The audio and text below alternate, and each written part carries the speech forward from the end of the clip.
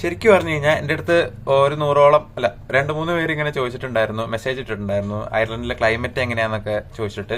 അപ്പോൾ ഞാൻ വിചാരിച്ചു അതൊരു വീഡിയോ ആയിട്ട് ചെയ്യാമെന്ന്. അതായത് അയർലൻഡിലെ ക്ലൈമറ്റ് എന്ന് പറഞ്ഞു കഴിഞ്ഞാൽ നമ്മുടെ ലൈഫിലെ ചില ആൾക്കാരെ പോലെയാണ്.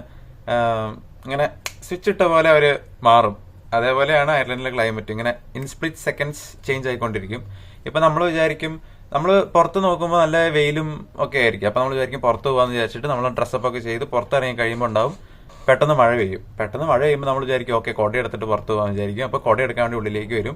കുട എടുത്തിട്ട് പുറത്തിറങ്ങി കഴിയുമ്പോൾ ഉണ്ടാകും വീണ്ടും വെയിലടിക്കും. അപ്പം നമ്മൾ വിചാരിക്കും എന്തിനാ വെയിലത്ത് കുട എടുത്തിട്ട് പോകുന്നത് വിചാരിച്ചിട്ട് വീണ്ടും വന്ന് വീണ്ടും പുറത്തിറങ്ങി പോകും. അപ്പോൾ നോക്കുമ്പോൾ ഉണ്ടാകും നല്ല കാറ്റ്, നല്ല തണുപ്പായിരിക്കും, എല്ലാം മൂടി കെട്ടിയിരിക്കുന്നുണ്ടാവും. അപ്പം നമ്മൾ വിചാരിക്കും ഓ നല്ല തണുപ്പാണല്ലോ, വിന്റർ ജാക്കറ്റ് എടുത്തിടാന്ന് വിചാരിച്ചിട്ട് വിന്റർ ജാക്കറ്റ് എടുക്കാണ്ട് ഉള്ളിലേക്ക് വരും. വിന്റർ ജാക്കറ്റ് ഇടും, പുറത്തിറങ്ങുമ്പോൾ ദണ്ടറ വീണ്ടും വെയിൽ. ഭയങ്കര എന്താ പറയുക, അൺപ്രഡിക്റ്റബിൾ ആണ്.